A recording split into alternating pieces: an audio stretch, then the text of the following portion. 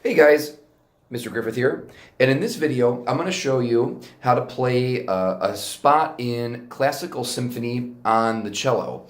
The spot that I'm going to do is measure 43 up to measure 67, this really busy stuff with the eighth notes.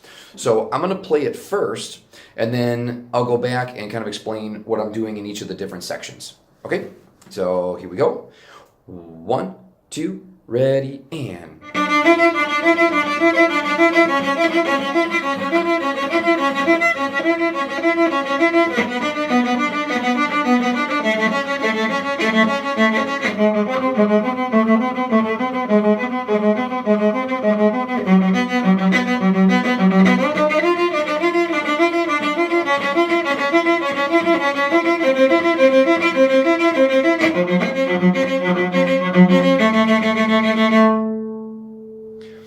Okay, so that's the whole spot right there.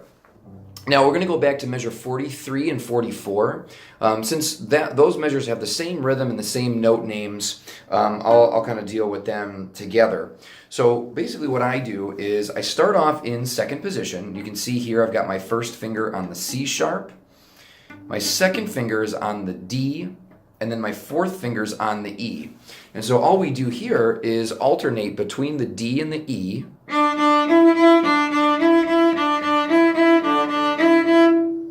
Now, if you want to just focus on the left hand, there's a couple of things that you can do. You could either just put your bow down and pits, or you can just play each of the notes as quarter notes. And that works too. That way you get your left hand confidence to be really high. The next four measures, 45, 46, 47, and 48, those are all the same notes. And so we're going to move back to C sharp now. So our first finger is already there. So all we have to do is just lift up our second finger, and we're there for the C sharp. So I'll show you that up close. So here's C sharp and E. And again, this is in measures 45, 46, 47, and 48. So let me play that again. This is just quarter notes. And if you're feeling comfortable with that, then... Or you could just pizzicato like I mentioned earlier. So now we're in measure 49 and 50. So we're moving from second position. So here we are for the previous measures. Now we're shifting back to first position to play the B with the first finger and then a D with a fourth finger.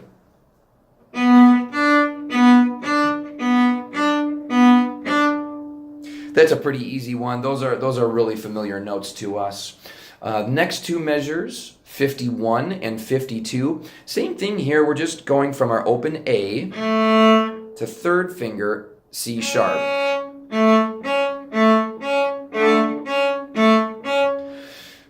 In 53, however, that's where we're going to make another shift. So what I think about when I'm playing the A and the C sharp is I already have in my mind that I need to go here up into third position. Okay, so I'll show you that up close. So you're coming from first position, A, C sharp, A, C sharp, and you're shifting up here. So already in my mind I'm thinking, okay, I need my first finger to go there. That way, even before I make the shift, I'm already planning ahead.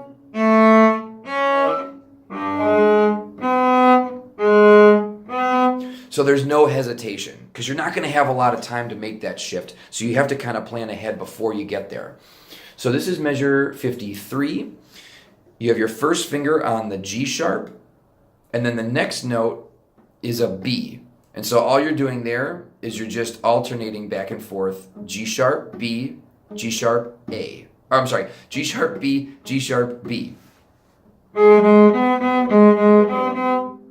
Now in the next measure, this is 54, you do play the A, second finger, and B, fourth finger. So I'll play both of those measures back to back so you can hear the difference. So this is G sharp starting in measure 53. Then A, second finger, And you just keep that fourth finger landing in the same spot. The next two measures, 55 and 56, we're back to G sharp and then A. Or G sharp and B. After that, we are going to shift back to first position. So this is measure 57 and 58. Again, I'm thinking to myself, okay, so I'm here, but I need to get back to first position. Okay, so I'll show you that up close too. So I'm here, and then I got to go back to here. So I'm thinking about, okay, so my first finger has to go the furthest and across the string. And then my third finger stays on the string. So I'm gonna do that in slow motion. So we go from G to B, G sharp to B, and then we shift back. F sharp. So that might be a good spot to just practice.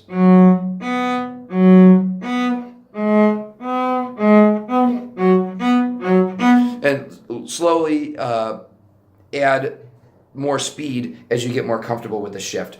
Also, the idea here is that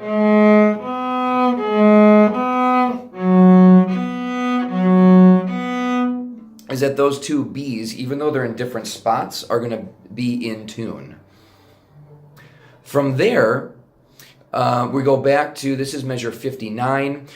So this should look pretty familiar. This is the same stuff that we had at 43. So it's just D and E. And then at 61, we move back at C sharp. And then here's 63. Now in 63, you're going to keep your fourth finger on the E still. You're just going to do a first finger backwards extension to that C natural. And so it's gonna feel a little bit weird because we normally don't do extensions in this part of the instrument. But they can happen. So here is measure 63. So we now have a C natural and then an E. So let me play measure 62 with the C sharp and then 63 with the C natural so you can hear what that sounds like. So here's 62 with the C sharp. C natural. And so that's another one, just slow practice to make sure that you know where is your first finger going and how far back is it stretching. Then 65 and 66, this is the last little spot in here. So what we're going to do is our first finger's already back here. So we're going to do what's called a bar chord. And so you're just going to kind of lay your finger across both strings. You've got your first finger for the F natural. You've got your first finger also for the C natural. And this is a lot of fun to do because all you have to do is just smash that finger down and then just go back and forth. Just listen carefully to make sure that